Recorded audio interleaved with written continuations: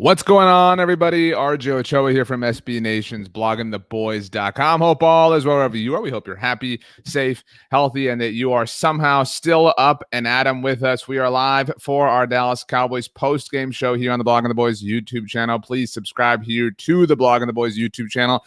The Cowboys falling technically on Friday night to the Arizona Cardinals, 16-19, the final score. The Cowboys now technically 0-2 on the preseason, but nobody cares about the score. Nobody cares about the win-loss record. What we care about is the progress made. What we care about is the status of certain Cowboys. The injury bug bit rather hard on Friday night. So we have a lot to get to. We have winners. We have losers. We have honorable mentions. We have some highlights to get to. By the way, we'll have a full video's worth of highlights on Saturday morning available for you as well, because we never sleep. In fact, that's kind of the theme here when it comes to Friday night's game.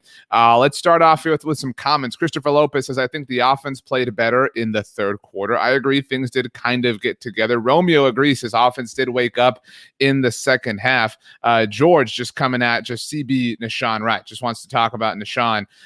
Romeo also says defense is definitely looking better all around. Christopher adds that Cox played solid. Nothing spectacular, but solid. I agree with that. Jalen says Keanu Neal looked good, though, and Micah Parsons. Yes, it was a very promising night for the Dallas Cowboys in certain capacity. Let's start with some highlights from this game. Let's start with actually before the game, just because this is such a big talking point right now with the Cowboys. Dak Prescott didn't play in this game, but did throw, which is an important sign of positivity and optimism moving forward.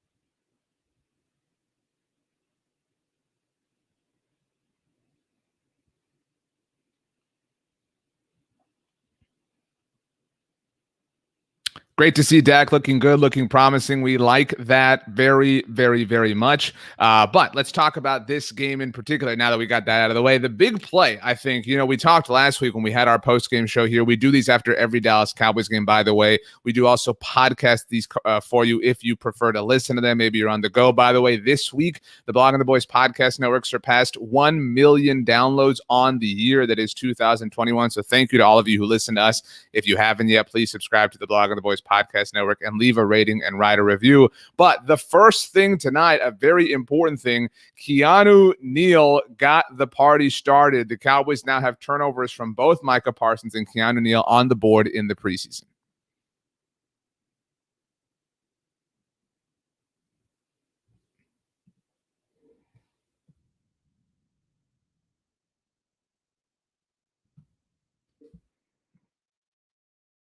Well done. Well done, Keanu. Well done. Well done. This is exactly what we want to see. Strip that ball out. Rip that thing out. That's what we want to see from our Dallas Cowboys linebackers. Hillary Molly Vegas says, woohoo, a million. I agree. Louis, I think it's Louis, might be Lewis. It's always a tough situation there. Says this defense is going to be tough. I agree with you, at least in terms of, the starting defense. We've got John 6005 says, who is replacing Gallimore on the roster in week one? It was an unfortunate night for the Dallas Cowboys on the injury front, as mentioned. Neville Gallimore, really just unfortunate situation. Left the game in the first half and was pretty much immediately ruled out for the rest of the game. Has a left elbow injury. NFL Network and Rappaport tweeting that he was in a lot of pain and will have an MRI tomorrow to determine the severity of it. So we are definitely hoping and praying for Neville Gallimore that things work out for him. Let's see. Let's get back to some highlights though as we continue let's talk about winners. Let's kind of focus on this side of things. I think Keanu Neal is an obvious one. We'll get there in a minute. But Lyle Collins did not play a ton. This was our first kind of action seeing Lyle Collins play in the Dallas Cowboys uniform in over a year, in like a year and a half, and he looked pretty good doing it. Lyle, look at this. Look at the way he's handling this. Boom. All right, that's what we want to see from Lyle.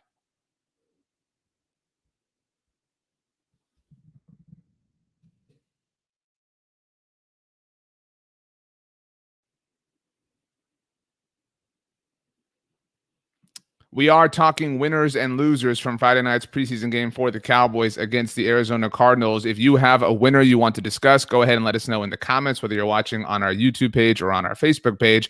We'll start off with Keanu Neal. I don't think there's any doubt that Keanu Neal is a winner for the Cowboys. If you recover a fumble like Micah Parsons did last week, you are going to be a winner. If you force that fumble like Keanu Neal did, you are going to be a double winner. Keanu Neal, I think, is the most obvious winner. And really, the fact that we have seen now the two linebackers that the Cowboys added this offseason, the primary linebackers that they added, Micah Parsons, the first-round pick, Keanu Neal, the biggest free agent acquisition. In terms of name recognition, that is a really positive step in the right direction for the Cowboys organization, for their ability to evaluate talent, for Dan Quinn's defense, et cetera, et cetera. The other winner that we're going to talk about right now, La'el Collins. We just played the highlight, just played the clip. La'el is really looking promising, and that is something that is going to go a long way. This offensive line, we all know, was challenged in the depth department last year. This wasn't a terrible game for Ty and Secchi, and so that's kind of a good thing too. But La'el Collins playing well is something that we all certainly want to see. Now let's see what you have to say in terms of your suggestions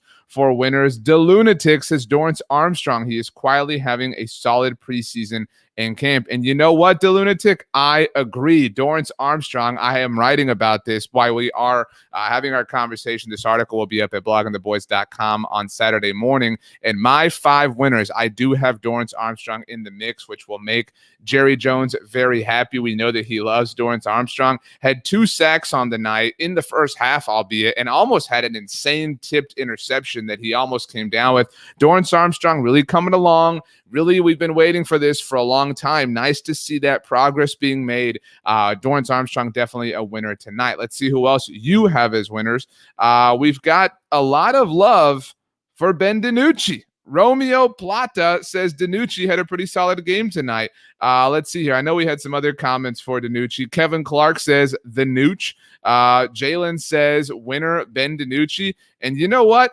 I am not going to go far enough to say that Ben DiNucci is a winner for me, but he definitely is an honorable mention, as is Garrett Gilbert. Sorry to spoil that. But both Ben DiNucci and Garrett Gilbert are honorable mentions for me. Again, it's hard to really say that Ben DiNucci's a winner. I suppose he wins in the context that he had to have a great game to keep his chances at making this team's roster alive. But overall, still not a winner for me, but a very positive step in the right direction. I still don't think that he is going to be on this roster, but still a nice moment for Ben DiNucci. In fact, all of you talking about the touchdown, the Cowboys have now played 2 preseason games. They have scored 1 touchdown, and it was thrown by Ben DiNucci. Play fake. DiNucci with time. Touch pass. Beautiful touchdown. Cowboys have the lead. Brandon Smith. Look at that. I mean, who isn't happy for Ben DiNucci? I mean, seriously, who is not happy for him? Now, I will say I also have Garrett Gilbert as an honorable mention. Let's see. We've got Christopher Lopez says Gilbert gets QB2 in DiNucci practice squad. Totally fine with this. I mean, I have 0 qualms with it. But, I mean, Garrett Gilbert, to me, the reason Gilbert's an honorable mention is he was fine. He wasn't amazing. I don't even think Ben DiNucci was amazing. In fact, if you look at their stats for the night, Cooper Rush finished 7 of 13 for 89 yards. We're not giving him any real love here. Garrett Gilbert, 7 of 16 for 80 yards, rating of 59.4, the lowest of the group. Ben DiNucci did have the touchdown. He was 6 of 14 for 46 yards on the evening. Also, Ben DiNucci had a chance to go win the game and didn't, and not to kind of harp or kind of just dwell on that. But that is a factor that I think we all have to consider here. So it is what it is. But Garrett Gilbert looked serviceable, looked fine, looked competent. And really, I mean, that's an important thing right now with given the state of the Cowboys quarterback position. So Garrett Gilbert, an honorable mention for me. Let's get back to winners. Whether you have a winner, you have a loser, you have an honorable mention, what do you want to say? Let us know whether you're watching live or not. If you're not, you can just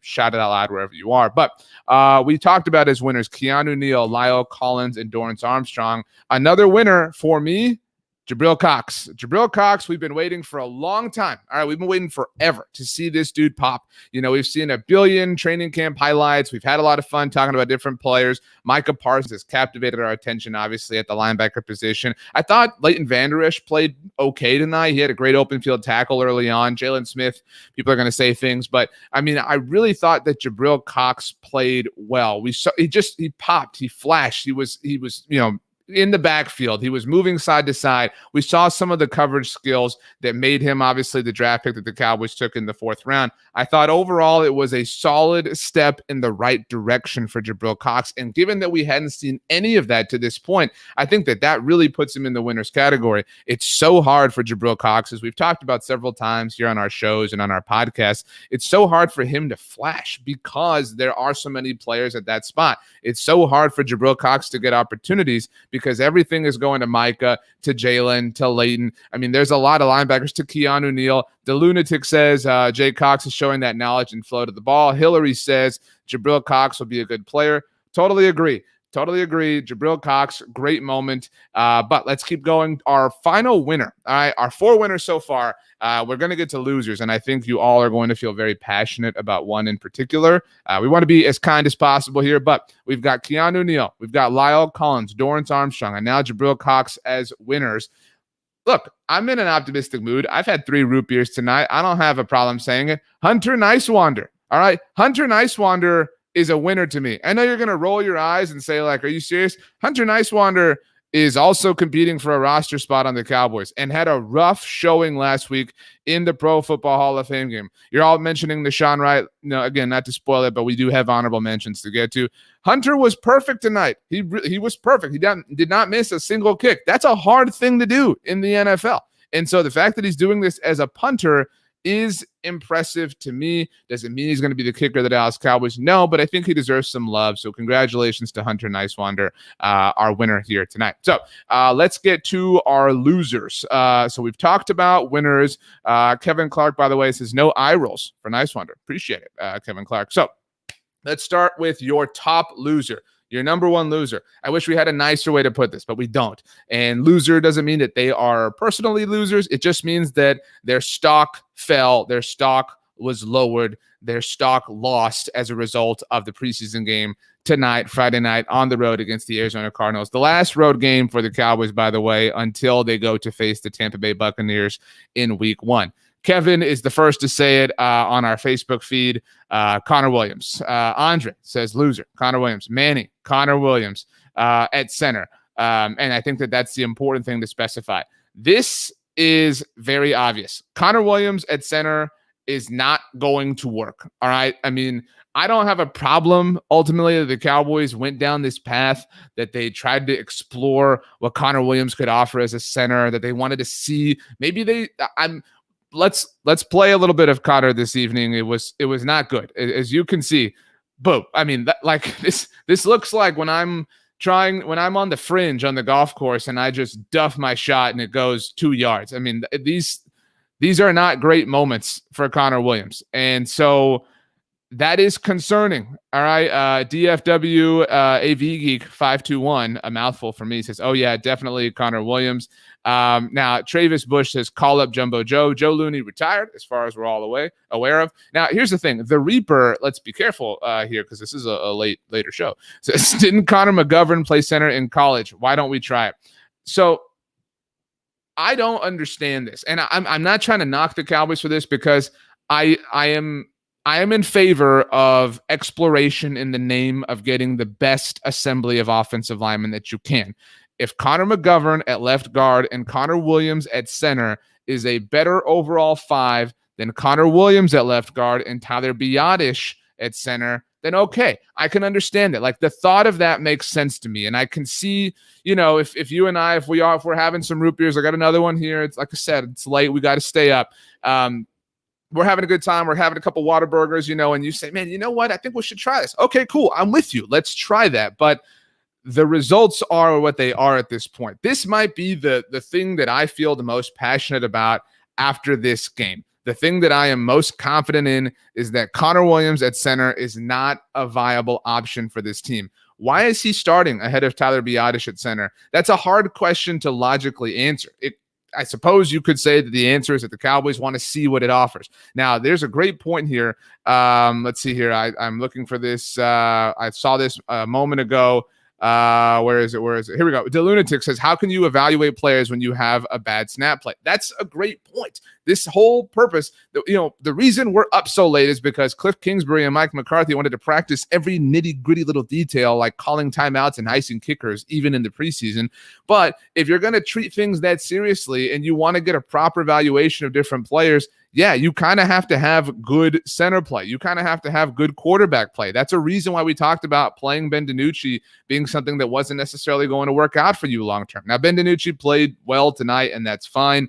Good for him. He was an honorable mention for us, as mentioned. But Connor Williams, again, I don't know who this is most unfair to. This is really unfair to the overall team. This is actually kind of unfair to Connor. I mean, because here's the other thing is Connor Williams is entering a contract year. Why are you going to have this dude switching positions in a contract year to a position that he is clearly not working?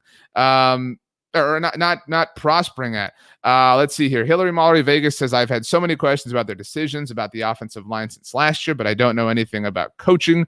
This is a fair thing to wonder about. Now, Finster says, have to calm down. Williams isn't starting over Biadasz.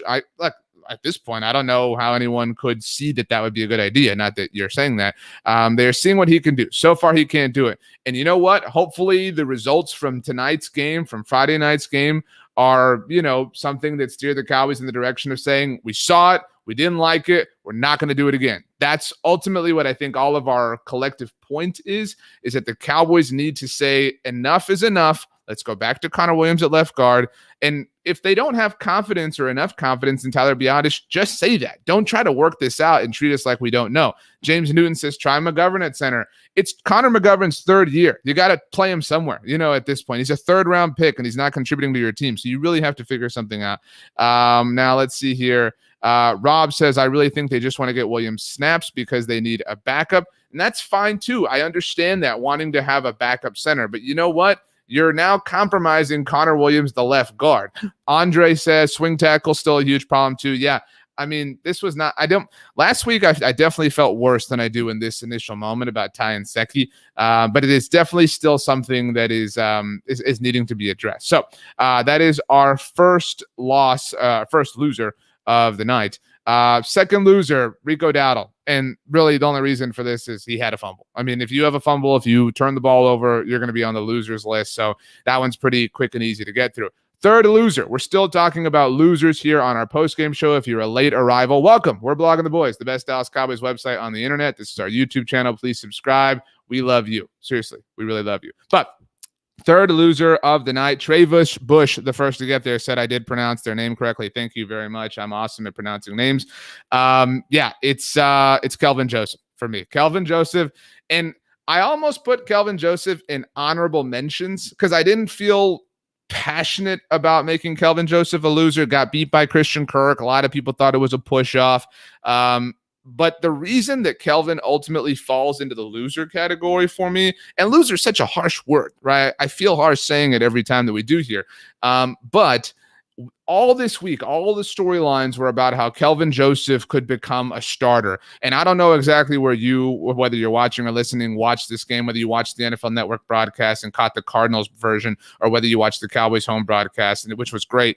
But the Cowboys broadcast talked about, again, this was a story that kind of hovered around all week, how Kelvin Joseph is challenging for a starting role within the Cowboys defense. And that makes sense on paper, that Kelvin Joseph would be challenging and wanting to become a starter, right? Nobody is disagreeing with that idea on paper and in principle. However, the idea that is a practical thing right now is hard to take and hard to understand. Kelvin Joseph doesn't look awful. I'm not here to say that, and I don't think anybody here believes that, but he does not look like somebody who can start right now. He does not look like a second-round pick right now. He will obviously get better as time goes on, as the season goes on. He'll obviously kind of get set and acclimate to his surroundings. Jalen McGill says Kelvin Joseph had one bad game. I disagree. Kelvin hasn't really flashed throughout camp the way other corners have. We've seen Maurice Kennedy flash. We've seen the Sean Wright flash. We've even seen Israel Mukuamu, who's playing safety flash. We've seen Anthony Brown have better moments so far than Kelvin Joseph. Again, I'm not saying that he is awful or terrible or needs to be cut or anything dramatic like that, but he is a loser in this particular context because the hype was that he could start for this team, and I don't think that he can start right now. Now, a lot of you mentioned Nishawn Wright when we talked about winners. Obviously, it makes sense to bring him up right now. Although before we do, let's actually take a look at the aforementioned Christian Kirk beating Kelvin Joseph. Not a great moment. Protection right here. Look how good this is. You get that release on Joseph. Looked like a safety was over the top. Carry the fade on a cover two scheme. An excellent read and an excellent throw by Colt McCoy. I mean, you can convince me that's a push off. I don't feel passionate about that either. That was not the only terrible moment or only down moment for Kelvin Joseph this evening. You know what? I'm going to take Brian Bradford's recommendation. Change the name of loser winner to stock up, stock down. We'll definitely take that into consideration because, yeah, losers feel so mean. I don't want to be mean about this, but young Aristotle, Diggs, Wright, Lewis are my starting cornerbacks. Lots of faith and lots of confidence early on in Nishawn Wright, who, by the way, is one of our honorable mentions. Not quite a winner. We had some great moments. We saw some great moments from Nishawn Wright against the Arizona Cardinals, and there's no question that he is right now the better rookie corner, right? I don't think that any of us doubt that. And it's obviously funny and it's amazing given the way that he was drafted and the reaction to that. You know, we were on our live show that night and there were so many people who said, I've never even heard of this guy. Obviously his story is something that is really interesting and really fun to root for. And now it's really fun that he's become this guy and he's really proving the Cowboys to be right in this capacity. And it's just, we're 2 preseason games in, so we're keeping that context overall, but we're talking about this roster and how we can see it kind of playing out and being put together. And Nishawn Wright, I don't know that, for me right now, my starting corners, to get to that point, are still probably Trayvon Diggs, Anthony Brown, and Jordan Lewis. I think that Maurice Kennedy is challenging to be in that group more than anybody else, but Nishawn Wright is definitely proving to be somebody who the Cowboys were right to believe in when they took him in the 3rd round. But I thought he played well. I thought that he showed that length. We saw that. We saw the PBU. We saw him almost get that interception, that diving one in the 3rd quarter, and that was really nice to see. Nishawn Wright definitely. I don't think it's a doubt that he is, the best rookie corner on the team. Interesting question here, or point from Christopher Lopez, is I still think Joseph gets an interception before. I will ask you if you are watching us live, whether on YouTube or Facebook. Again, if you're watching or listening after the fact, you could still play along. But if you're watching us live, who gets an interception first?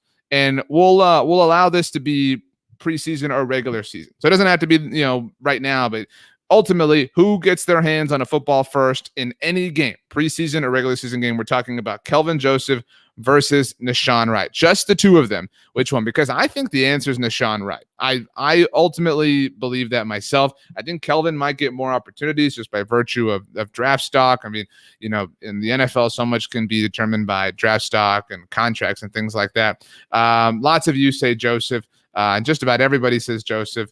Jalen actually says boss man. Look at that. Nice way to do that. In fact, we got another boss man fat. Geechee's Sports Kitchen says 40, talking about Nishawn Wright. Eric says Nishawn Wright. David Allen Romo says Nishawn Wright. So we're kind of split here. So ultimately, a really nice showing for Nishawn Wright in Arizona. We like to see that. So let's see here. Let's go to another honorable mention. We still have a couple of losers to get to. Not as flagrant losers as we've had so far, but Bradley and I had a bad moment where he just assaulted the Arizona quarterback, and you can't do that. You're going to get called for that every time. But Bradley and I had an opportunity tonight. This was maybe the largest or highest volume opportunity that Bradley and I has had since joining the Dallas Cowboys last year, and I think he made the most of it. You have to take that penalty into consideration because it did happen. However, the fact that Bradley and I was getting past the line of scrimmage, getting past his man, beating his man so often, so frequently, is encouraging. And I think if you are a Bradley and I stan, we are Bradley and I stans at Blogging the Boys. We were screaming last season for the Cowboys to put him in late in the year. I mean, he showed why a lot of people believe in him. Louis Stagger says, on point with an eye. The Reaper says, an eye played great. Christopher Lopez says, you wave an eye and he won't make it past waivers. I am definitely worried that the Cowboys might feel like they can sneak him by. By the way, El Notorious One says, I love what you've done with the room background.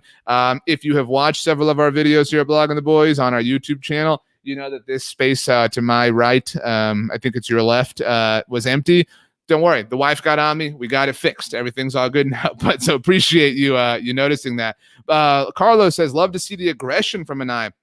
Totally agree. I mean, it was nice. DJ Dog says, Anai showed some moves tonight, had 3 clear shots at the quarterback. Again, the penalty, an obvious demerit, but overall, a really nice night. I think I like the Lunatics comment the best. Anai showed the motor tonight, a little too much on the penalty. And that's okay. We can dial that back. We can fix that.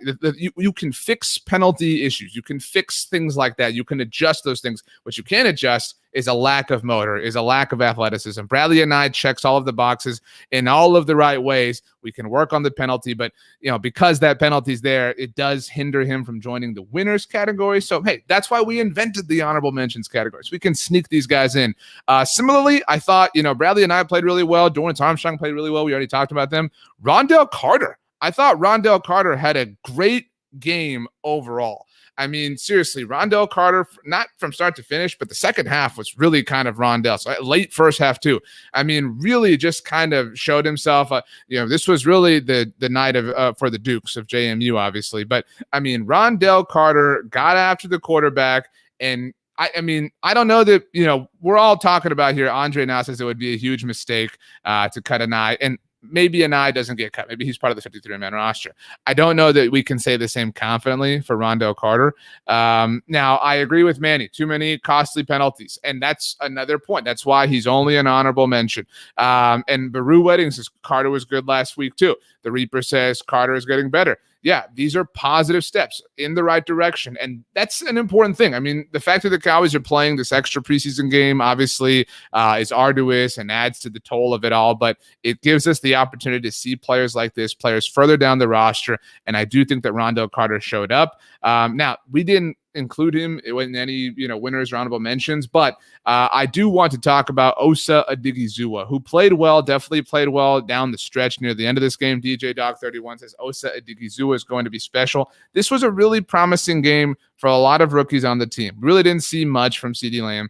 Or not, I don't know why I said CeeDee Lamb, but CeeDee still feels like a rookie to me because he's joining Dak Prescott for kind of the first time in totality. But Micah Parsons was in for a cup of coffee, and that's fine. Kelvin Joseph, not the greatest outing, and we've already established that. Nishan Wright played really well. I thought Israel Mukwamu had some nice moments. Jabril Cox we've hyped up. But Osa Odighizuwa had a really great game near the end of it, and that is important to note. It's nice to see that really materializing. All of these players we've all had a little bit of hope for in different ways. So Osa Odighizuwa getting involved is very, very, very encouraging. Again, didn't make our list, at all. But so let's see here. Our honorable mentions we've already gone through, just so you're aware. In fact, let's give you a full rundown. Our winners, we'll do 5 winners, 5 honorable mentions, 5 losers, aka stock downs. Winners, Keanu Neal, Niall Collins, Dorrance Armstrong, Jabril Cox, and Hunter Niswander. Honorable mentions, Bradley and I, Rondell Carter, Garrett Gilbert, and Ben DiNucci, and Nishan Wright. Losers, we've got Connor Williams for obvious reasons,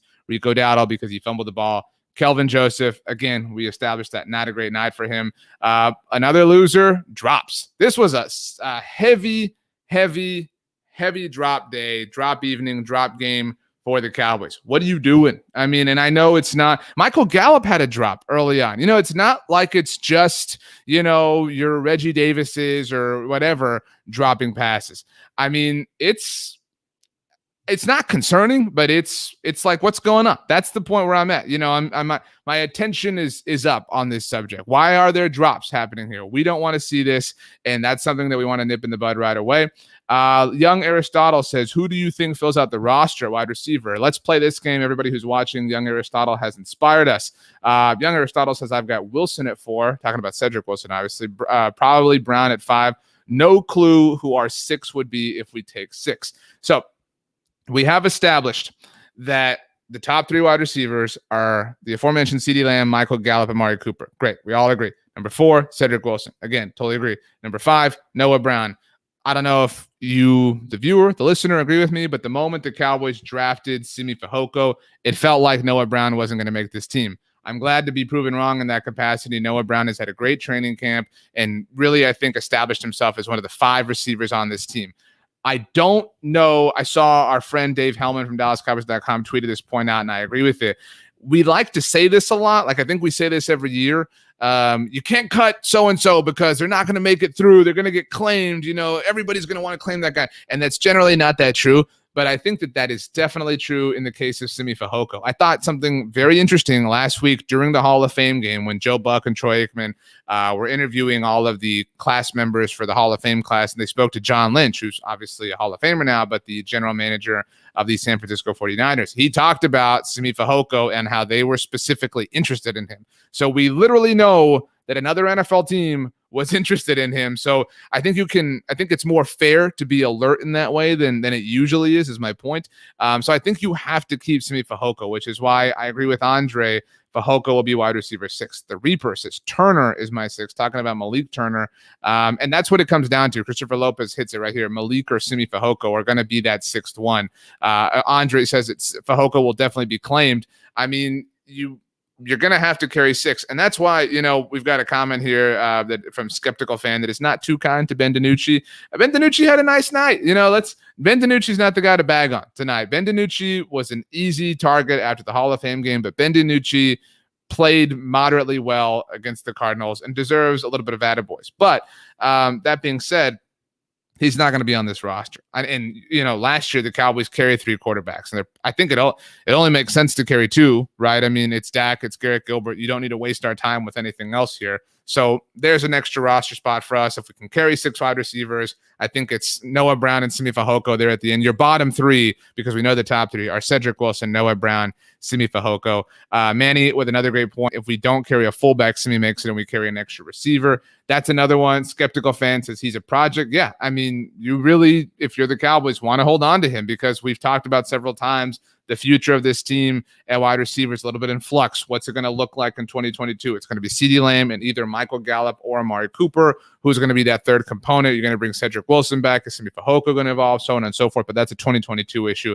not a 2021. I do agree with DJ Dog. DiNucci, the last drive was absolutely terrible. Yes, but we're going to choose to focus on the positive.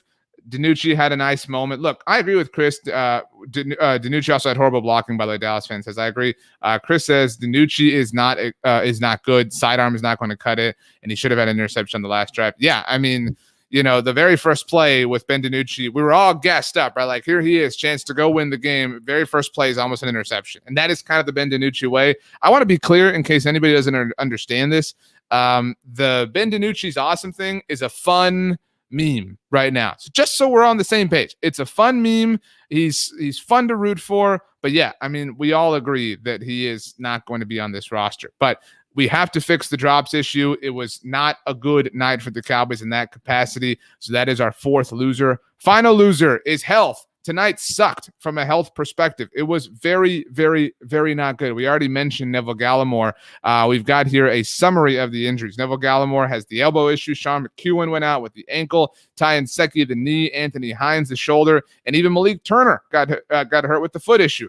This is not cool, football. What are you doing? The number 1 goal of preseason games is to come out healthy. Now, granted, none of these injuries on their face are devastating, although the Neville Gallimore one could potentially be. And, we've all, I don't know if we've all, but a lot of people have kind of written off Tristan Hill because the Cowboys have Neville Gallimore, who's played really well, obviously, last season as a rookie and has come along in his 2nd season. Obviously, Brent Urban's another option, Carlos Watkins. There are bodies there. But Neville Gallimore being hurt could seriously impact this defensive line, the overall rotation, the overall group. That would be very, very, very not cool. And so this sucks. I mean, it's not great to have players be hurt, to have players sustain injuries. There are still 2 preseason games left for the Cowboys, all right? They have 2 more to get to. Now, thankfully, the Cowboys are about to get home. We got about to get settled. They're going to be back at the Star in Frisco. They're going to have their final 2 preseason games at AT&T Stadium before they get ready to take on Tampa. But, I mean, it was a costly night in that perspective. Hopefully the MRI results for Neville Gallimore are fine. Hopefully everybody else is fine. Hopefully the Cowboys are able to ultimately, kind of settle in. Now, one more thing here, kind of on the subject of winners and losers. We didn't mention him, but we did talk about him as an injury that was brought up. Skeptical fan says Ty still hasn't shown he can be a swing tackle. This is a bit of a harder question to answer, but I want to challenge you because I believe in you. Who should be the swing tackle of the Dallas Cowboys? Because I don't know. Who should be the swing tackle for the Dallas Cowboys? Right now, if you have to pick right now, you have to pick this second. Who is your swing tackle? Because it's probably Ty Nsekhe, and I don't think any of us are pumped about that. But that's the answer. I mean, there's no better answer than that, unfortunately.